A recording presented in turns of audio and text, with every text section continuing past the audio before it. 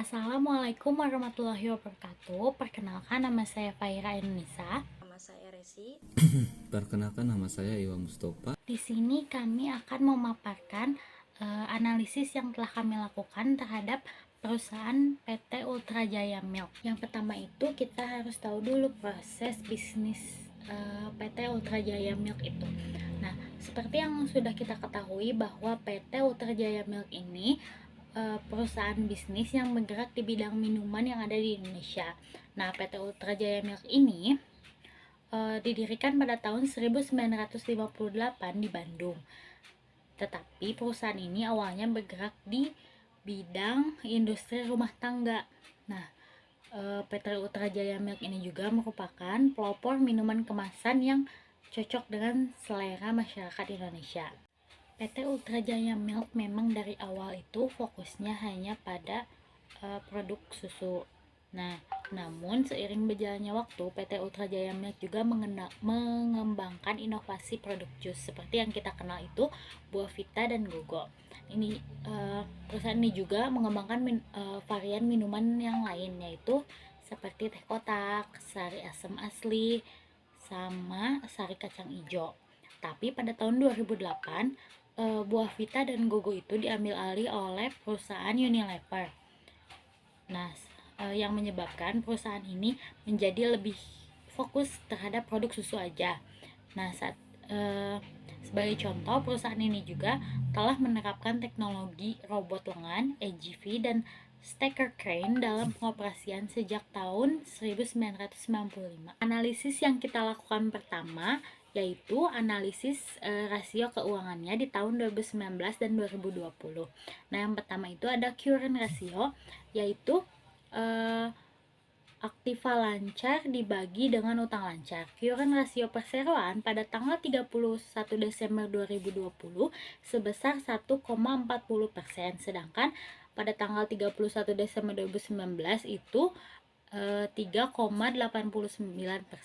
Nah, di yang kedua itu ada cash ratio, yaitu kas dan setara kas dibagi utang lancar.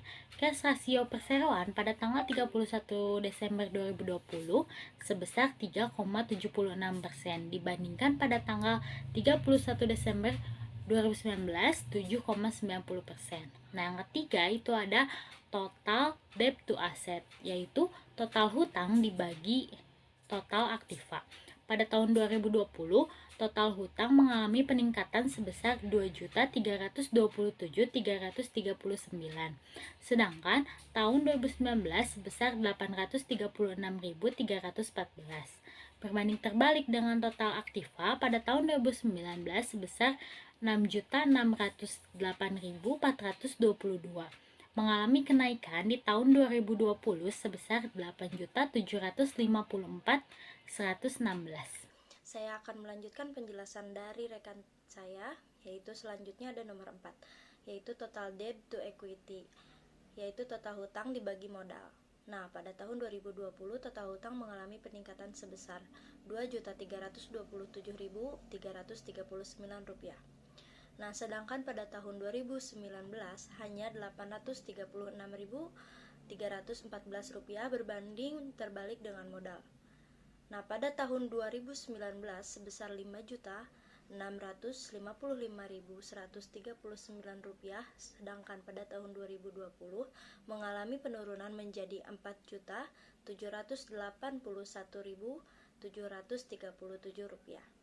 Nah, untuk nomor 5 ada net profit margin, yaitu laba operasi dibagi penjualan dikali 100%. Nah, net profit margin pada tahun 2020 sebesar 23% dibandingkan pada tahun 2019 yaitu sebesar 22%. Untuk nomor 6 ada return on equity, yaitu laba bersih dibagi modal dikali 100%. Nah, return on equity pada tahun 2020 sebesar 28% dibandingkan dengan tahun 2019 yaitu sebesar 22%.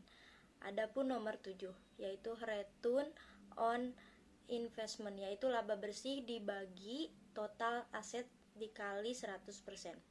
Nah, return on investment pada tahun 2019 lebih besar, yaitu sebesar 19% dibandingkan dengan tahun 2020, yaitu 15%. Lalu, ada analisis cross section, di mana analisis cross section adalah perbandingan suatu perusahaan dengan perusahaan atau industri yang sejenis. Nah, akan bermanfaat untuk melihat prestasi perusahaan relatif terhadap industri dan juga bermanfaat dalam kasus khususnya seperti untuk menentukan bonus bagi manajemen perusahaan. Nah, di sini kita bandingkan dua laporan neraca di tahun 2019 dan 2020, yaitu PT Ultra Jaya Milk dan PT Diamond Food Indonesia. Berbeda dengan perusahaan PT Ultra Jaya Milk, PT Diamond Food Indonesia, laporan neracanya menunjukkan bahwa nilai aset lancar perusahaan naik sebesar 0,02%, namun mengalami penurunan di aset total, yaitu sebesar 0,01%. Saya di sini akan melanjutkan penjelasan yang rekan saya telah sampaikan. Baik, selanjutnya ada analisis tim series. Dalam analisis ini menggunakan metode freehand.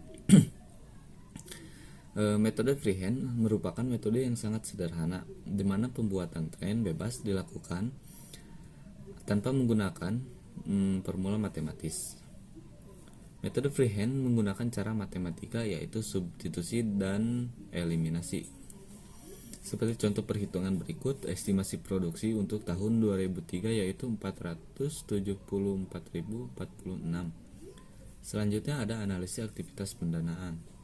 Di sini aktivitas pendanaan ini melaporkan setiap penerbit atau pembelian kembali saham dan obligasi perusahaan serta pembayaran dividen yang dilakukan.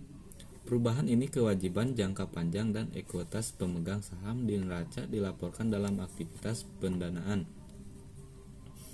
Berdasarkan analisis yang saya telah dilakukan, kinerja perusahaan PT Ultra Jaya Milk sudah sangat baik dari segi apapun, tetapi mereka memproduksi susu kurang lebih 100-300 ml per tahun.